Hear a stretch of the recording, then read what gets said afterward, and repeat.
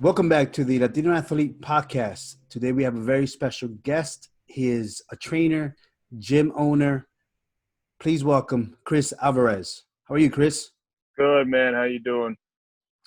I'm doing well. I'm doing well. I want to start by hearing a little bit about you, a little bit about how you've been. I know as a small business owner, you have your own gym.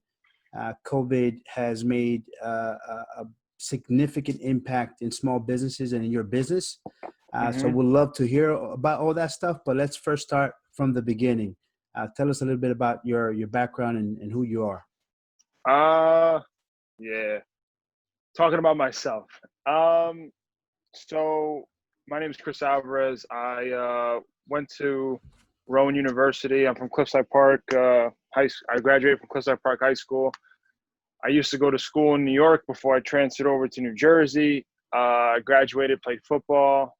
I went to Rowan University down in South Jersey. I played football there. I was two-time All-American there, and then I went on to go play in the professional leagues. I played in the FXFL, the Arena Football League. I've had tryouts with the NFL.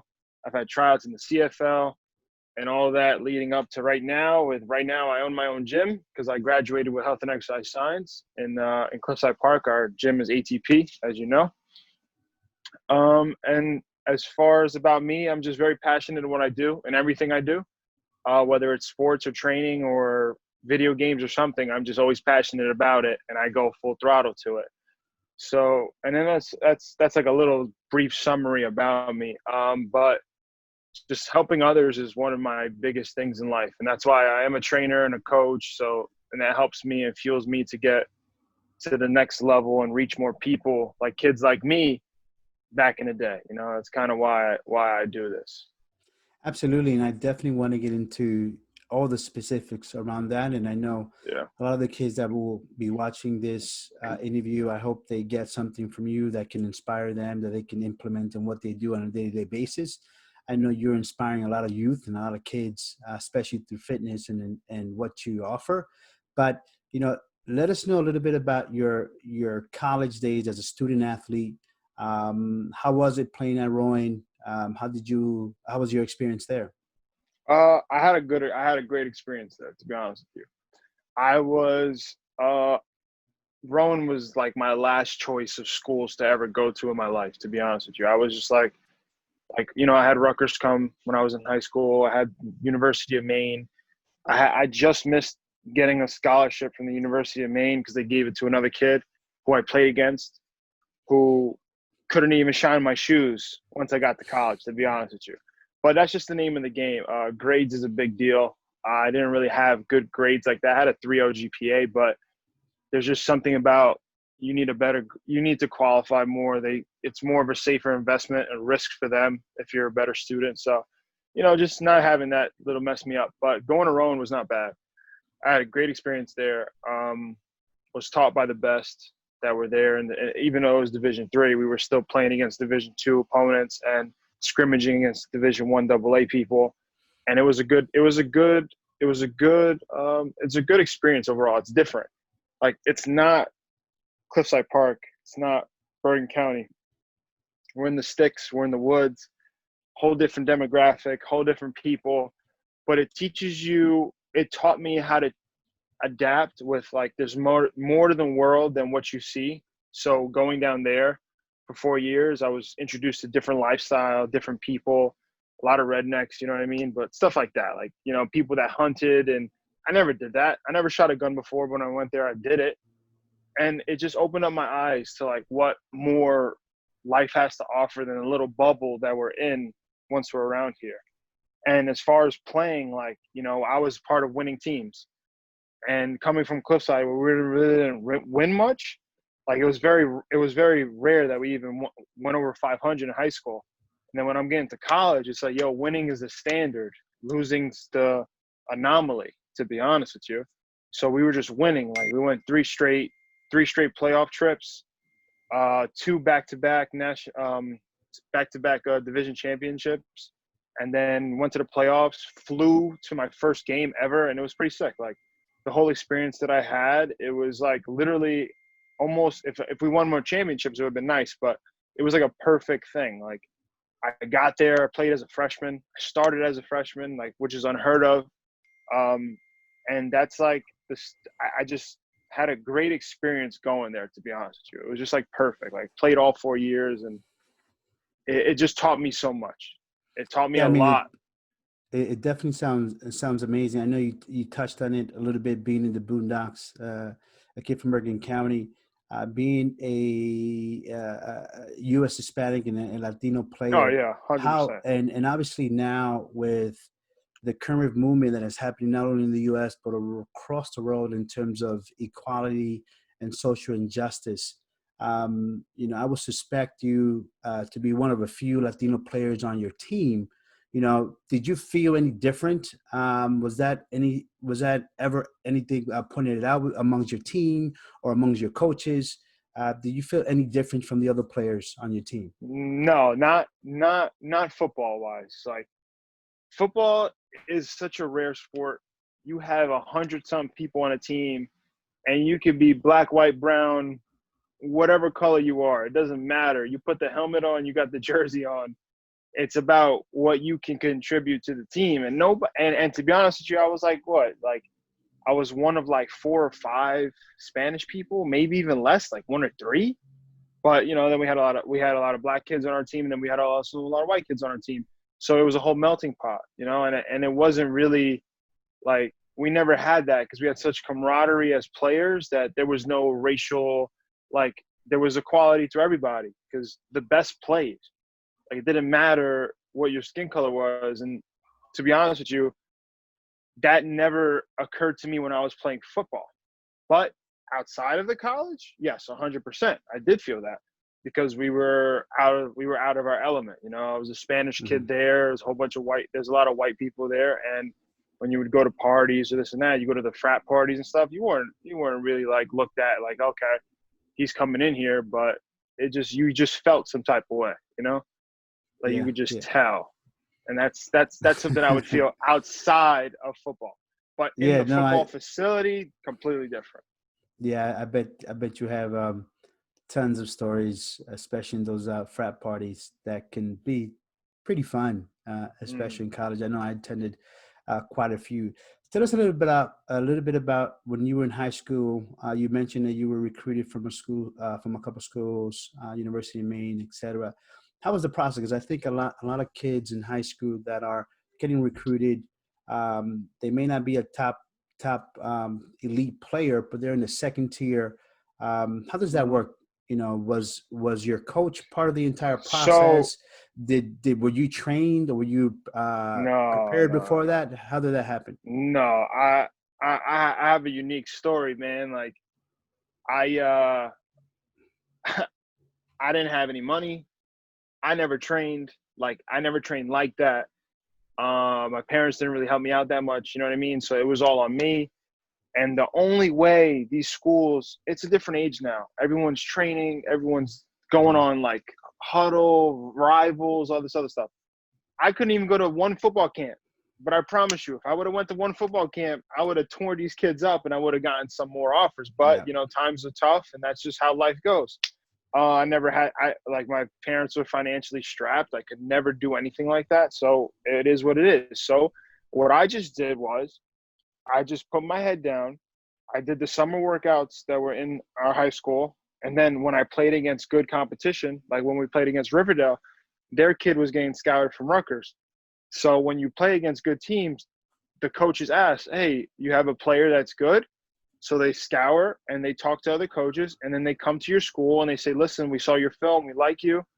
What do you think you can offer the program?" That's how my story was. But in the end, I never got the scholarship offer for them. But I was just playing against other people, and my play stood out. But now it's a completely different ball game. Like you have to go to these. Like I have my little cousin goes to Harvard right now. He was the freshman, um, whatever that thing is, the rookie of the year in the Ivy League, because he was the one Mhm. that scored 5 touchdowns on ESPN against Yale. So when I was in college playing, when I was finished with college playing, I was training him. And what we did was, we went to every single scouting combine across like the Northeast. We were training for it. We were getting our 40 down. We were doing everything possible. And even my other cousin plays at Assumption right now. So he got a D2 scholarship, and then Aiden has a D1 offer from – he is already a full ride right now to Harvard. And a lot of it plays with grades.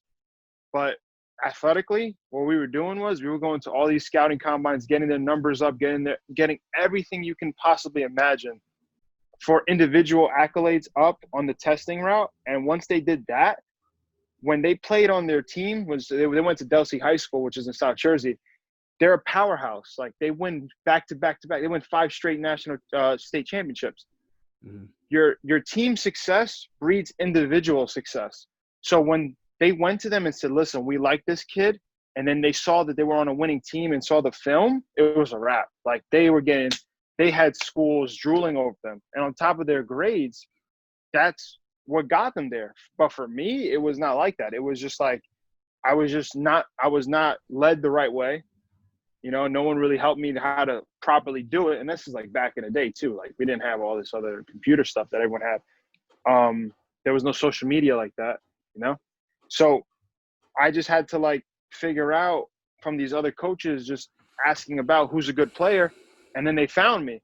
And then I got Rowan was my last choice. And they gave me the most financial aid. So I was just like, you know what? If I'm going to make it to the league, I'm going to just play here. And if I make it, I make it. If not, I'm going to just practice on my other route. So that was my story about how I got in. I got in through coach's recommendation. But for the kids now, they have to put themselves out there. They're like, you know what I say they are? They're their own independent contractors, even from a high school standpoint. You have to put yourself on because no one's going to do it for you. You know, like, you got to go to these camps. You got to put your product has to show, and if they like it, they're gonna get it. And if you just sit there and think, I'm just gonna play high school football or high school sports and that's good enough, just as life goes, that's not good enough, my man, because everybody else is out there grinding. Like, they're doing tournaments on tournaments on tournaments, and it just goes like, it's like mind-blowing how you think you could do bare minimum and get the most out of and get the most that you want. And that's what I teach the kids at the gym. Like, you can't just think that someone's going to offer you $100,000 to go to school for free, or even $250,000, and you are not even putting $5,000 worth of work in. It just doesn't add up like that. And that's the way that it is now. Now you got to grind. You got to be all in. You got to put yourself to the next level, that you're competing against the next Lamar Jackson. You're competing against the next Pat Mahomes. And they were doing all that. They were going to Elite 11s. They were doing everything possible. So that's how they got there. So you have to emulate what they did. And that's the new route. How does your family feel about you, where you at today, and basically your process from high school, playing in college, and playing professional? Yeah. Or do they know what? Or do they know what you do? No. They know what I do. They know what I do. Just family's a little touchy. Like, both my parents can't hear, so they're deaf, and my little brother has Down syndrome. So as far as like, that's what I say, like my whole life, like my whole childhood, like growing up, I kind of never had that support, you know? So like, I can count 5 games my parents went to, you know? That's why when I go to these kids' games, it's important to me because I know their parents are not going there. You know what I mean? And sorry if I get emotional, but this shit just kills me. But that's why I give my all to kids, because you never know if what you're doing for them changes the landscape of their life. You know, just like that trainer did for me, or somebody did for me and helped me out. So like yeah, they knew what I was doing, you know, but they weren't really like, it's just like every other kid that grew up in the hood. It's the same way. Like, my parents just moved from Washington Heights over to Jersey from my grandpa. That's it. And it was the same, like, you know, do your own thing. You're playing football. That's great. Congratulations. But then they're focused on their own problems and their own things. So, like, they knew what I was doing football wise. Yeah, it was cool. But, you know, that shit doesn't do anything for them because they got to worry about feeding, feeding a family of 4, keeping a roof over their head, stuff like that. Like the real problems of life. And me just playing sports was my release from life. So that's it. So like, and that's what's bigger than sports, man. Like people got to survive, and the shit that I was doing didn't have anything to do with what they had to do. So it is what it is. Like it wasn't an important factor. And especially, my parents being disabled, like there's like a barrier, language barrier. Like I know sign language 100%, but it's just like different. If you're in the deaf community, like, that like life's a little different for them, because even if they went to my games, they never really felt in place because they can't hear or stuff like that. And my little brother doesn't really want to go out the house that much. He's a very homebody and he's very stuck in his ways. So it's just like, it was very difficult for me as far as family. Like that's why football, everyone was my brother. Like everybody that was around me was my brother. That's why we're so close. Like we still talk to a lot of my teammates to this day. So like, and that's what the gym does for me. Like it gives me a sense of a second family, or a family that I have that I could reach out to and talk to, just as long as my biological family. So that's where I feel like it's a great thing for me personally. Well, But thank you for sharing that story, man. And it is very emotional. It's also very emotional for me, because I remember, playing basketball in high school, and my mom only going to one game in 4 years. that shit hurts. That And it hurts. hurts, and many of us in the hood, and many of us Latinos, because obviously we know where our parents come from, and they're immigrants, and they're working 2 jobs. For me, my mom was working 2 jobs. It was just me and my little sister at home most of the times, and it's unfortunate, but I'm glad you were able to share that, because there's millions of kids that are aspiring athletes, that their parents are working 2-3 jobs. And it hurts because their parents are not there, they don't have that support. But I'm glad you were able to overcome that and fulfill your dream of everything you're doing now. Yeah, but even with your son, you're not missing a damn game. I'm never gonna miss a game. Like that's just how I'm gonna be. Like, because I know how big that is. Like I know how big that is to like have that support. Like if I knew when my parents, my mom was there for senior day, damn well I was gonna go off because she was there to see me. And that's where it helps me in life, because when I have kids, I'm gonna be at their games, and I don't care if I'm that annoying person, but I don't want them to feel the same way that I felt, or the way you felt. Was here's another game, all these other kids have their parents in the stands, and I'm sitting there twiddling my thumbs because my parents don't really want to come, or can't come, or have other stuff worried to do that they can't make it out of their day to come to a game at 1:00 when they have to pay their bills. Like that's the type of stuff that kind of drives me, to be honest with you. Like, and it did make me mad when I was in high school. So I was a mad player, and that's why I think football was just great for me, because like I was just getting mad. I'm like, yo, F this, all the crap going on at home. I'm just gonna lay out somebody, and hopefully I feel better about it, and then just keep on doing it over and over and over again. But yeah, like, and it's not just us. There's a million other people doing it. But, the kids that I train in my gym, they all go through the same thing. Their parents are too busy doing other things. And I know when I go to my college athletes games that I know I'm the only person there for them. And when the best feeling is when they're like, yo, thank you so much for coming. Like, I don't care. We went to games where the kid doesn't play one snap. Not one. Because he's a freshman. But just him knowing that we're there, supporting him, that goes along. That's bigger than the gym. That's bigger than football. That's family, and that's what that's what we aspire to do. One of the reasons why we launched our platform, Latino Athlete, was for that purpose, and to provide guidance and support and inspiration to a lot of kids like you that don't have the financial support. It is completely documented that youth sports in America, it is extremely expensive. And there are millions of kids like yourself that are getting left behind because their parents don't have the necessary income or finance to put you in these camps and these academies, right? It's all about travel sports these days, right? It's all about exposure, right? What academy, what camp, what travel team, what AAU team you participate, that's where these universities go recruit, so to speak.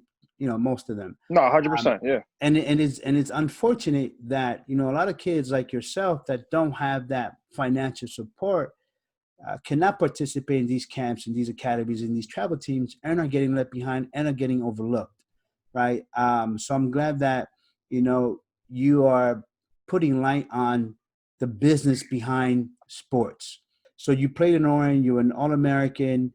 From there, you played professional football. How was your experience playing professional football? And how did you get Uh, how did you get noticed?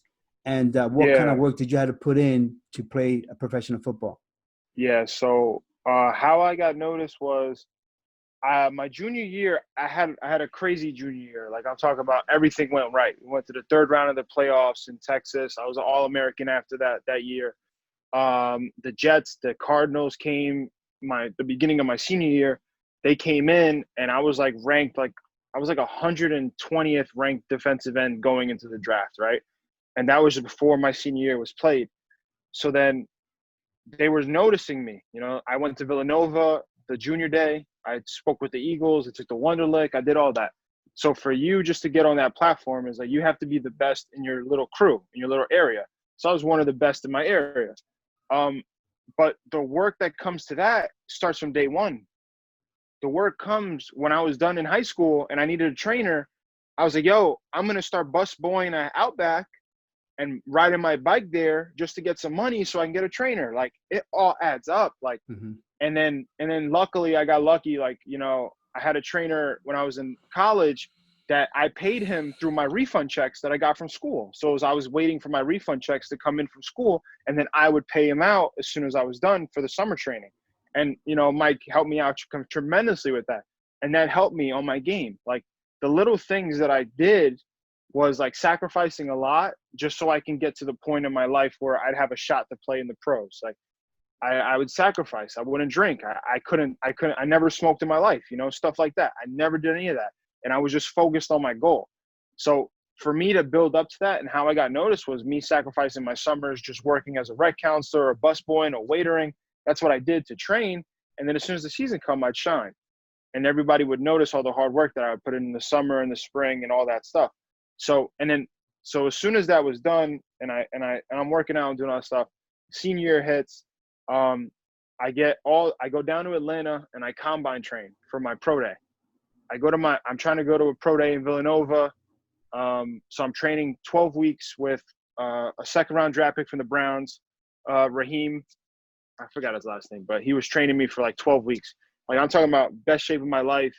The fastest I've ever was. I was running a 4.6 40 at 235 pounds. Like I was killing it, jumping 34 inches, broad jumping 10 feet. Like I was doing everything right. I went to a showcase for the CFL. I made the final cuts and they were like, listen, we're going to invite you to the next round. So then I got into that, but then I had to do my pro day. So they're like, listen, you got to pick one. So I was like, all right, let me just focus on my pro day because the NFL is better. But then it led to me, as soon as you go to these showcases with the CFL or the NFL, there's other leagues around there. Like there's the Arena League, there's the CFL, there's the NFL. So it just trickles on from there.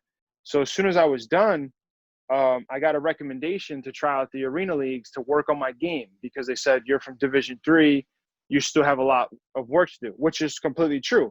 You're not playing against the big of the best yet. So you have to just, fine tune your tools.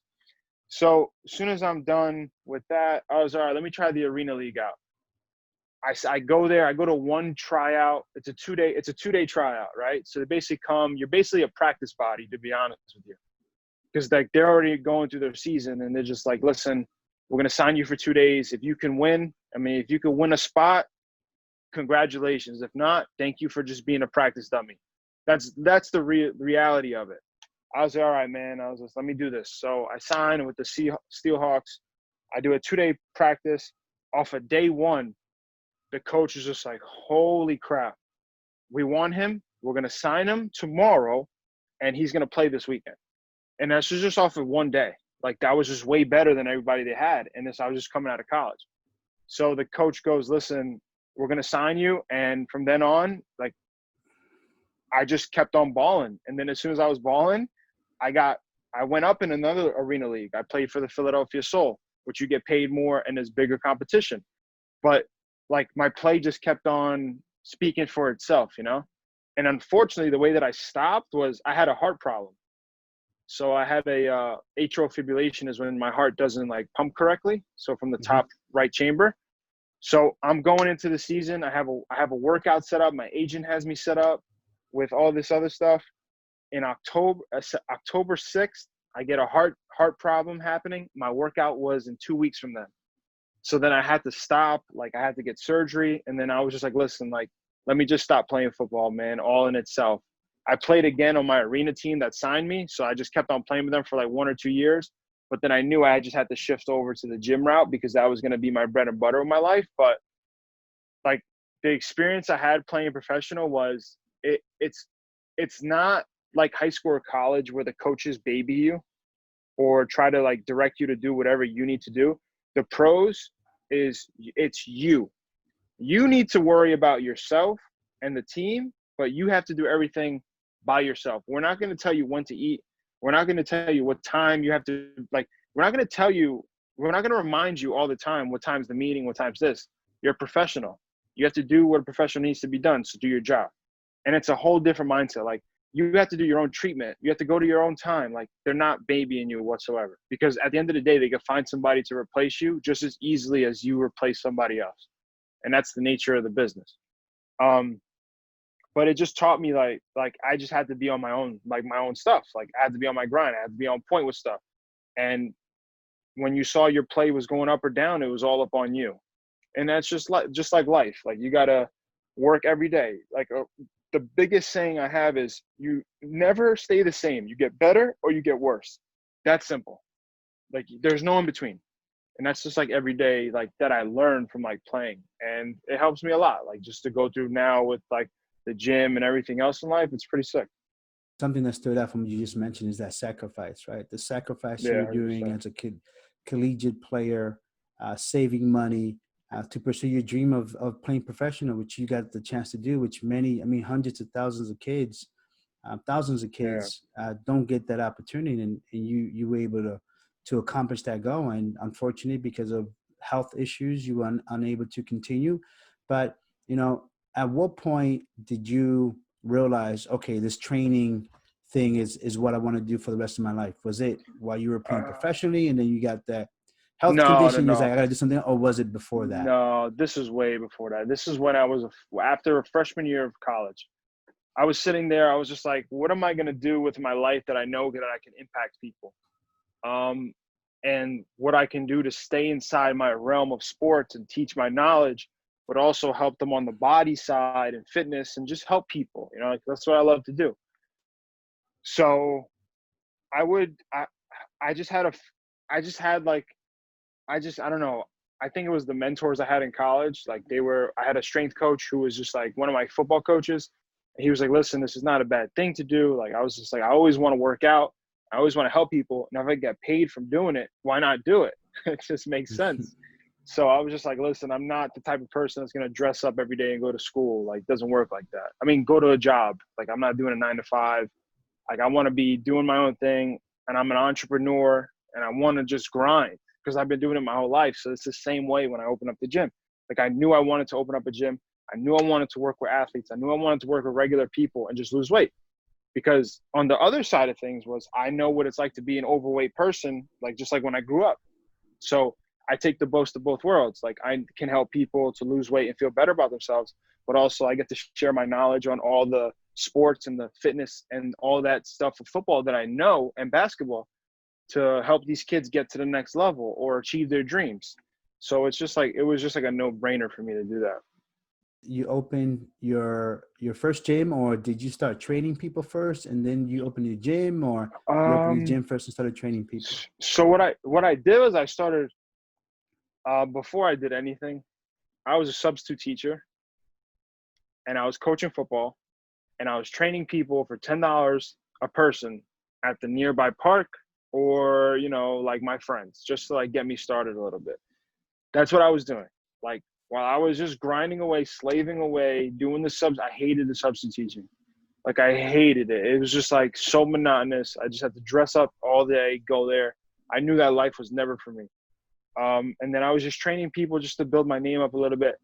And the minute I had enough money saved up to open up the gym, I just went all into it. I was like, listen, I know it's going to be a struggle, but let me just do it. So then I saved all my money and then I put it in. I opened up the gym. I was very naive. I was 24 and I was just like, let me open up the gym. I had no time to waste. And I am so blessed and lucky that it did not go sideways from what I thought it was going to be. Because like you don't think about things I didn't think about a lot of things when I opened up the gym. I was just like, I want to open up a gym. I want to train my athletes and that's it. Like, that's what I wanted to do. So I opened up the gym and I just don't realize that you got to pay the realtor fees. You got to pay this, you got to pay for the insurance and this and that. I kind of accounted it.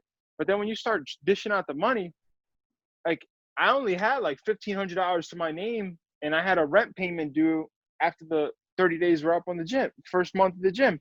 And I'm sitting there like, yo, like, how am I going to do this? Like, I have a couple people, but like, it's not enough to cover the overhead. And then by the grace of God, like I have a lot of people like, you know, that are loyal, that help me, that they were giving me clients. And then I started off small. Like I'm talking about super small. I had like 6 clients in and I was all in on my 6 clients and I was not making a penny and I still had to substitute teach. So I was just like, and I was security guarding at night for $100 a night just so I could pay the bills still. So I was like not sleeping, like I was just grinding. And then like from where I am now, man, it's like mind blowing, absolutely mind blowing. Like it's just nuts, man. Well, that's the ultimate entrepreneur life, right? Oh So, yeah, 1000%. It could have gone so much worse. I could be sleeping on the side of the road, but like I and just blessed, man. Could and be there's completely a lot of blessed. and there's a lot of people that unfortunately they don't have that luck or don't have that hustle that you put in, and the outcome is not the same that you have. Like I put the work in, you know, Mm-hmm. like my body of work shows for itself. Like, cause I have a CSCS, which is the gold standard of strength and conditioning. Like you have to have a science degree to have that. Like when I go and talk to someone who knows about the field, or I talk to a parent and I tell them all my credentials and everything that I've done, it resonates with them far more than someone that just said, hey, listen, let me just open up a gym and let me see if I can get people. Like those people never, like, I just don't want people to like listen to this and get it twisted.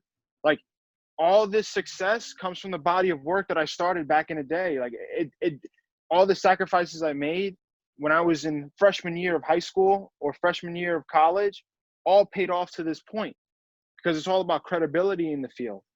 And that's why I think that I was lucky enough to have all this on my side and people believe it and they see the process and the results from it.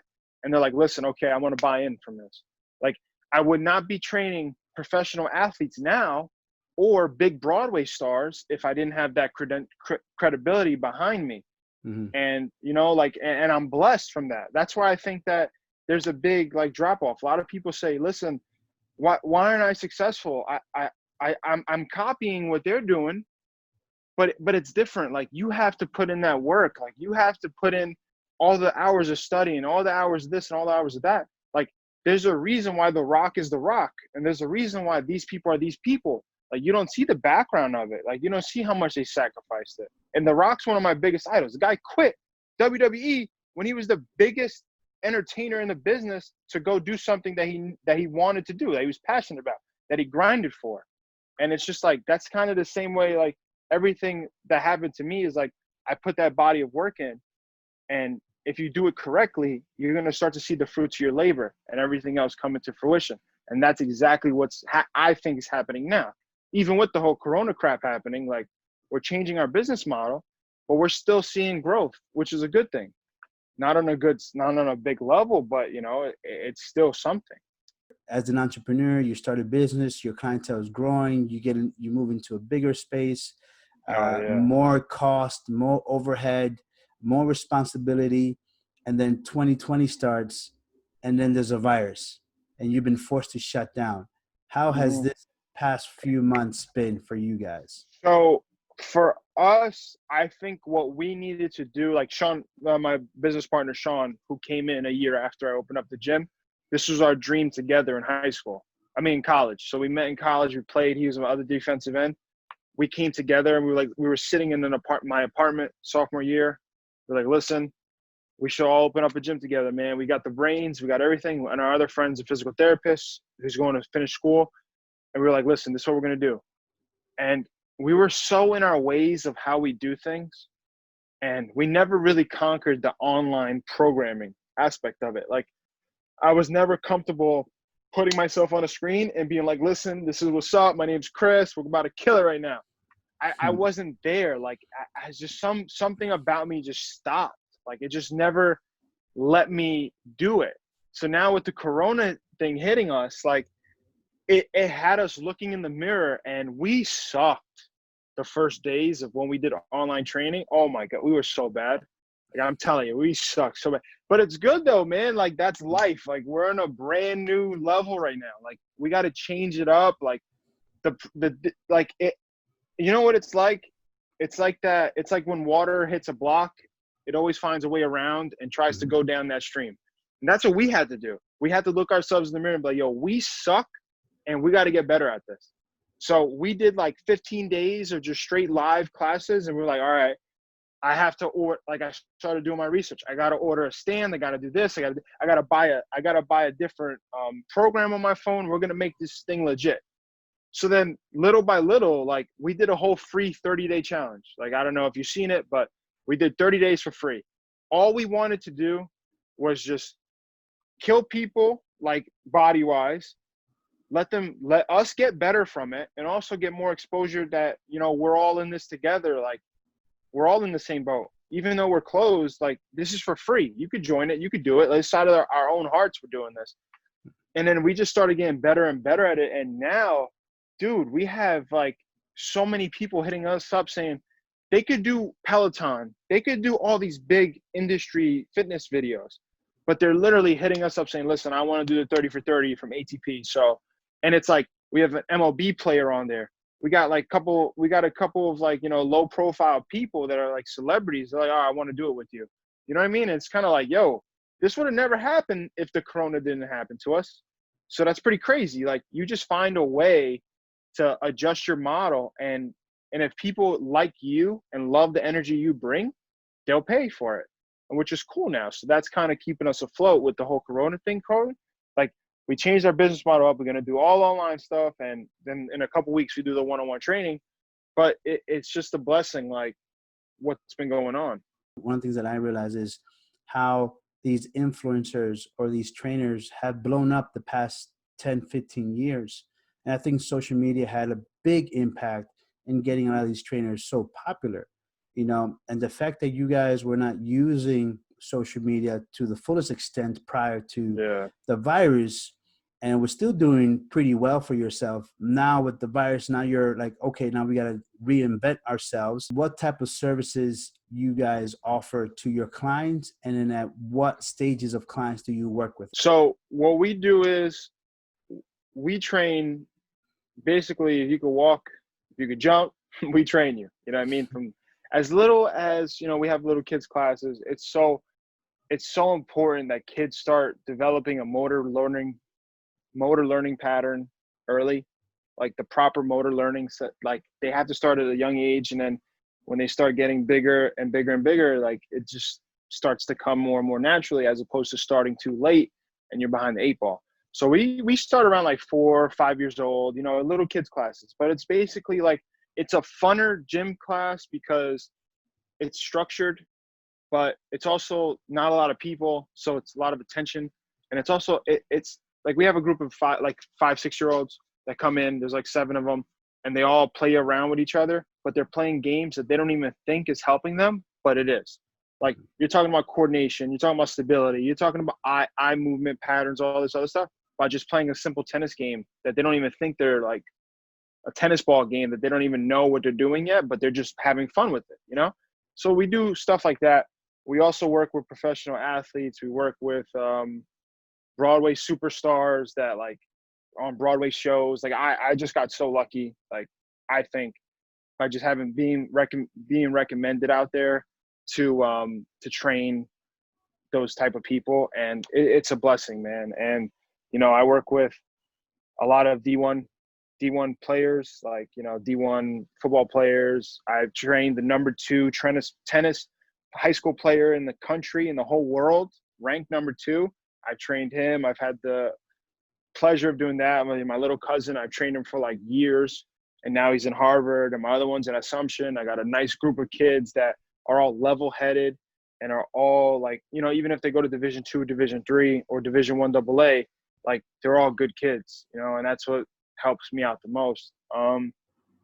We just have a wide variety. Like we train a lot of older people that are just coming off of physical therapy, step down programs. We train them because as soon as physical therapy is done, they still need to get rehabbed a little bit. And we just train them through the physical ways to get them better. And we do that stuff. So we have a wide variety, and we also have group classes that are just high intensity, not CrossFit style, but like high intensity, like, strength conditioning sessions that people lose a lot of weight from. We've had people lose 100-something plus pounds, 30, 40, 50, it's like amazing to see those as well. What does ATP mean to you? ATP means to me, it's just like it's a family. ATP is a family, man. Like the other day, I think when we were allowed to have barbecues or whatever, we had a barbecue here, and then Sean and I looked at each other and we were like, yo, how are we here with all these people that are like our family now, and we just only trained them like 2 years ago? You know what I mean? Like we just started training them 2 years ago. Now we're just like a huge family. Like we know the kids, we have this, we have that. So ATP means to me is like a huge family. It also means that like I'm living out my dream. Like this wasn't even if it was my plan B, it's still my dream. Like this was my goal, and I'm accomplishing my goal, and I still have to work on my goal. But it's a lot of things. It's a sense of accomplishment. It's a sense of fulfillment. But it's like living out my dream, to be honest with you. That's what ATP means to me, like family and accomplishment, and I'm living out my dream. And I'm passionate about it, so that's like the best thing. Knew we had a dream together to do ATP, so like it just started off. Like the first time I met him in school was a joke. He was on his recruiting visit, and I just randomly went into the football office, and I didn't know anybody was coming that day. I just went to talk to my coach about something, and I met his mom and him way before he even was saying he's coming to the school. So that's kind of crazy, like how that would just happen. It's fate. That's like fate, dude. Like that doesn't happen. I could have just sat at home and been a bum, but I went to the office to talk to my coach about some stupid thing, and then went on about my business. And then all of a sudden he comes in, he plays, and we were playing the same position, so we help each other out. Like we're practicing too much. We're with each other a lot of times, and then it just started to become a thing. And now he helped me out, and now we're like family together, man. It's like crazy. Now we open up a business. When we open up our business, everyone's like, you can't do it with friends. You can't do it with this. But literally when you work with each other from a sports aspect, turning it into a business, it's the same. It's a different goal, but it's the same objective. You got to do X, Y, and Z. You got to play. You got to work together. You got to do this. You got to do that. And we do that well together, Please let everyone know how they can reach you, how they can get more information about if your they want, services and your company. if they want, they can go on Instagram, ATP Fit with an underscore, I think. I'm trying to get that username from that guy, man. This guy, ATP Fit, got 1 follower. Hasn't used it in 10 years. I'm trying to get it so bad. But, yeah, ATP Fit, you can DM us. You can follow my personal page, Chris _Alvarez. And you'll see, you'll see all the athletes we train. You'll see all our gym, top-notch equipment. We don't top-notch training. Like, we're not cookie cutter. We're not like 24-hour, none of those places. When you come in, just like your son is coming, like, you're coming into work. And we're going to push you to be the best person and athlete you can be. And that's our goal. So if you guys can do that, or you can email me at chris@atpnj.com. Anyway, you can get a hold of me. Just put ATP Fitness in and you'll find us.